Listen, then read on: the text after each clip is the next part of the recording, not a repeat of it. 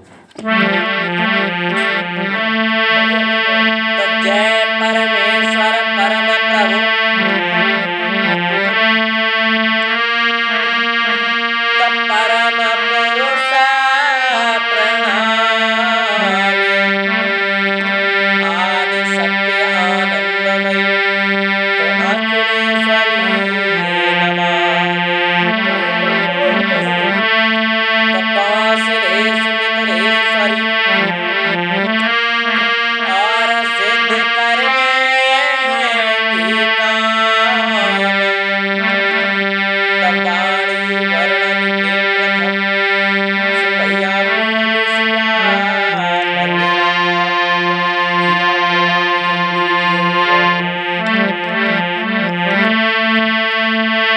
तो मैया मेरी सरस्वती तेरे दर चरण में ध्यान तो चारि वचन मांगे दियो मैया काल कंठ सुर ज्ञान।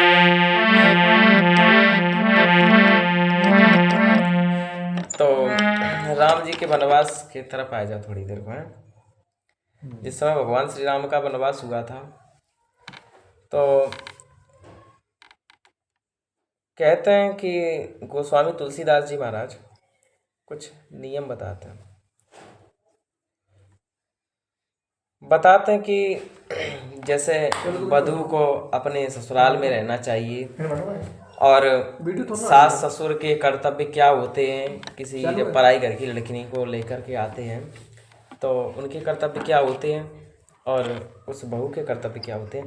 तो पहले तो सास ससुर के कर्तव्य बताते हैं।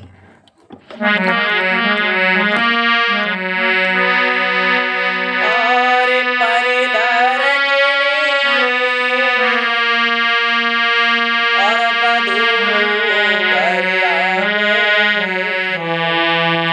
तो राखे पलक छाए। और फिर बताते हैं कि बहू के क्या कर्तव्य होने चाहिए। तो सादर सास ससुर पति पूजा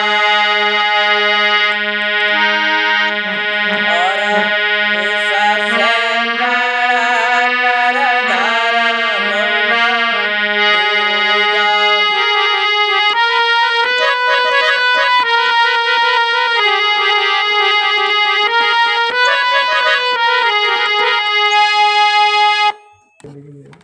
तो जिस समय भगवान श्री राम का राज्याभिषेक होने वाला था उससे एक दिवस पहले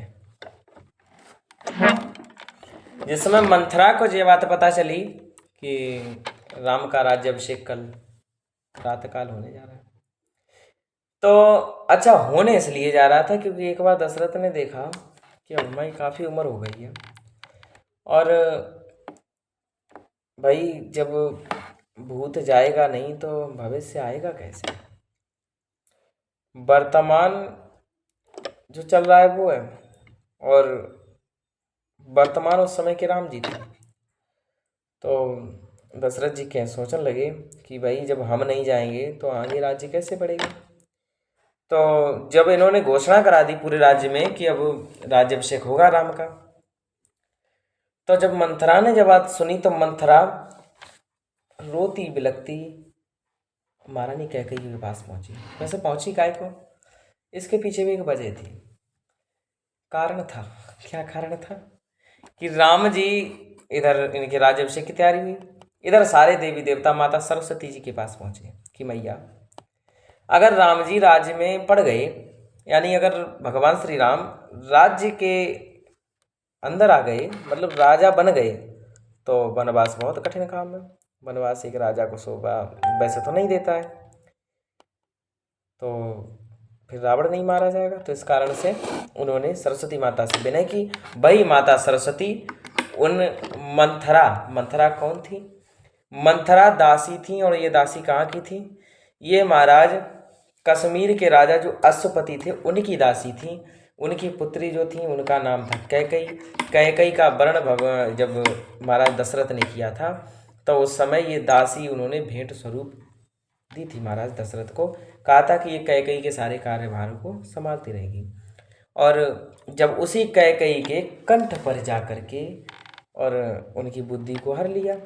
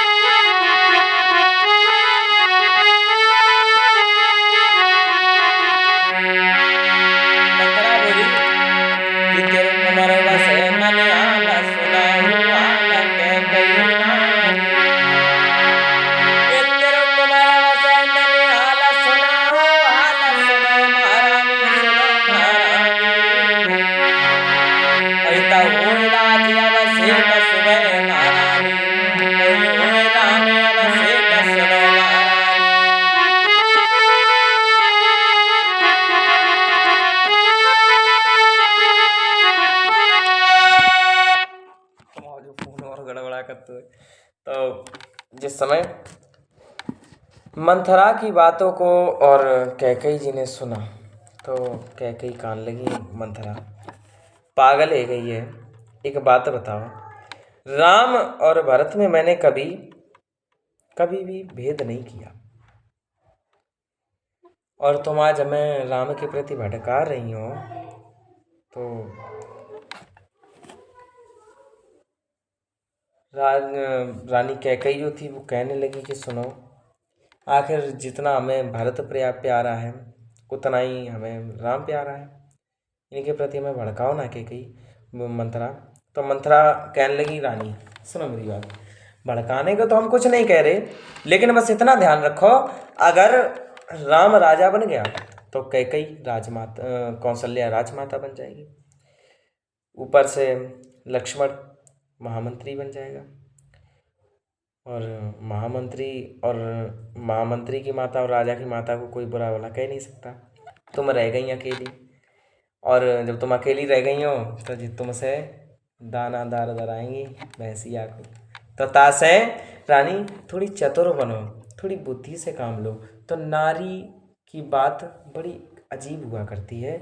नारी कहो तो पल में कुछ सोच रही हो, कहो तो कुछ सोचने लगे। तो जिस समय महारानी कैकई ने ये सुना तो कैकई कहने लगी, मंथरा एक तुम ही हो जो हमारे हित के बारे में सोचती हो, तो हमें कोई ऐसा मार्ग बताओ जिससे सांप भी मर जाए और लाठी भी ना टूटे।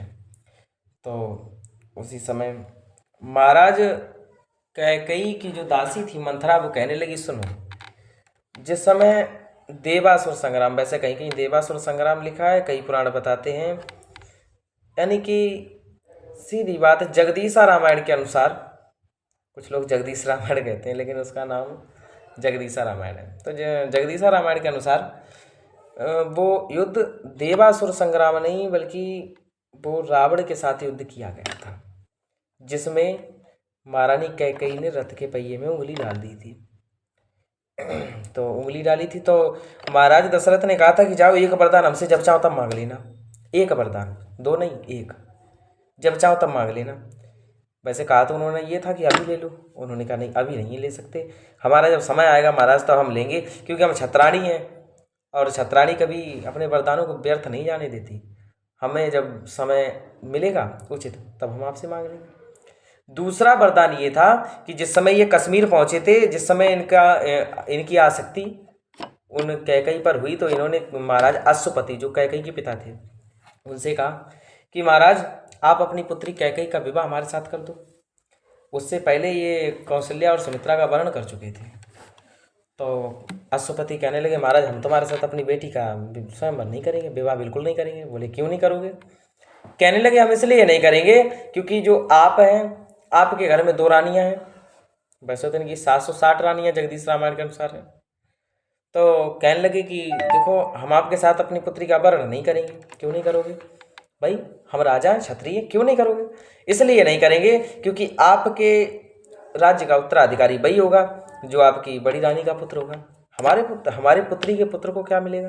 तो महाराजा दशरथ वहाँ वचन दे करके आए थे, यानी एक वरदान दे करके आए थे कि जाओ, जिस दिन भी तुम्हारी पुत्री के गर्भ से कोई पुत्र पैदा होगा मैं राजा उसी को बनाऊंगा। दो वरदान हो गए, एक तो इन्होंने अश्वपति के द्वारा दिया, दूसरा कैकेयी के द्वारा दिया। अब खैर कई प्रमाण ऐसे मिलते हैं कि उन्होंने दोनों वरदान कैकेयी को ही दिए थे कि तो दो वरदान मांग लेना। चलो खैर अपनी अपनी आस्था, जाकी जैसी आस्था वाक सोई सुहाय, सब नीम करऊ लगे पर ऊँट प्रेम से खाए। तो जब कैकेयी से कहा मंथरा ने कि जाओ जाकर के दो वरदान जब चाहो तब मांग लेना, जो उन्होंने कहा था वो दो वरदानों में, पहले वरदान में तो तुम भरत को राज्याभिषेक और दूसरे वरदान में राम को 14 वर्षों का वनवास दे देना। लेकिन ये ध्यान रखना ये वरदान तुम्हें सहजता से प्राप्त नहीं होंगे, इसलिए इनके लिए पहले महाराज से त्रिवाचा मरवा लेना।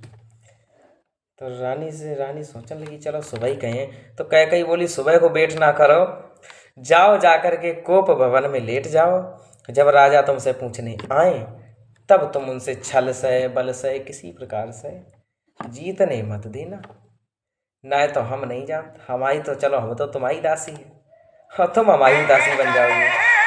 तो न भैया, तो जिस समय महाराज जो उनकी रानी थी कैकेयी कोप भवन में जाके लेट गई तो महाराज दशरथ को जिस समय खबर मिली तो महाराज दशरथ वहाँ पहुँचे और बोले कि रानी, आज से पहले तुम बड़ी फूलों के जैसी खिला करती थी, आज ऐसी क्या बात है जो आप इतने उदास घायल हो गए? ये प्राण प्रिय बोलो बोलो, ये ढंग कुढंग काय को है, बेबक फूल से मुखड़े का हो रहा मलिन जुरंग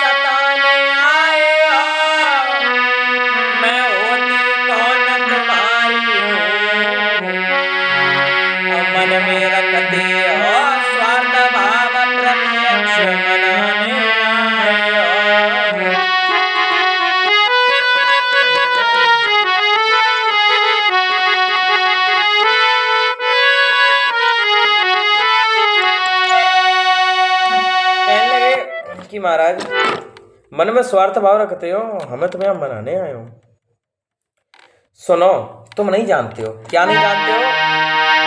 इस जग में कौन हुआ किसका, और सब मुंह देखे की माया है रे, सब मुंह देखे की माया है,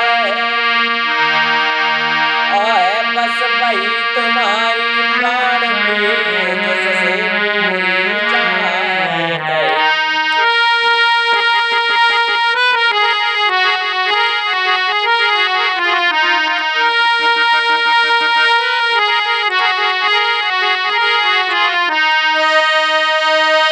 और इतना ही नहीं, और बोली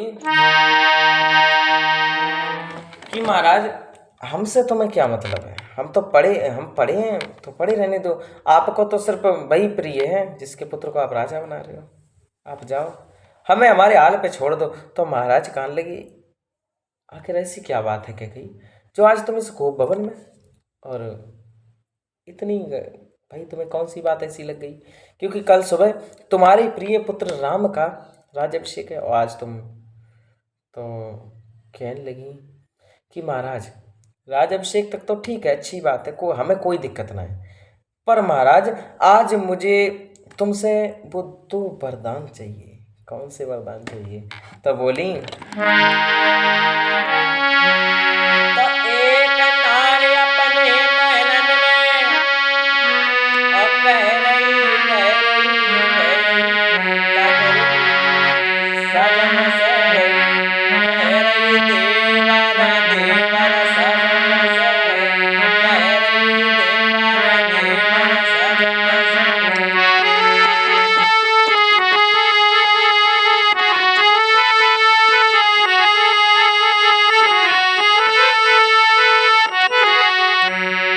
कौन से देवर बता रही? आदमी छोटा हो तो वो देवर ना है, वरदान मांग रही है। अरे रत अटका था तुम्हारा साजन, अरे रत अटका था तुम्हारा साजन, तब दो वरदान दिए तुमने।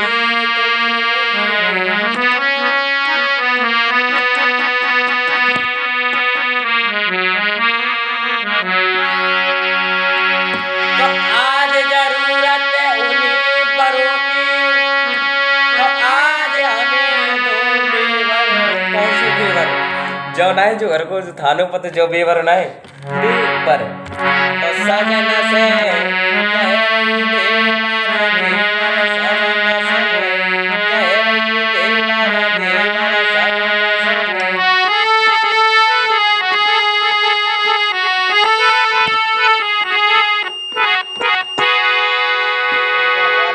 दिक्कत तो जामे और ये सबसे बड़ी समस्या है।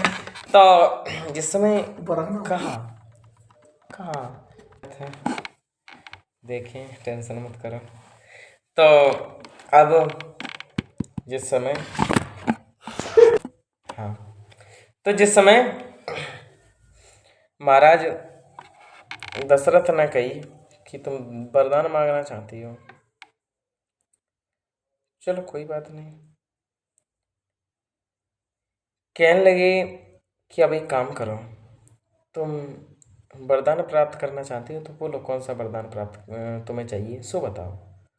कहने लगे ऐसा थोड़ी ना, ऐसे नहीं, वचन दो, वचन दो पहले, उसके बाद। तो कहने लगे कहा, तुम्हें हमारे ऊपर विश्वास नहीं है? कतई विश्वास नहीं। सुनो,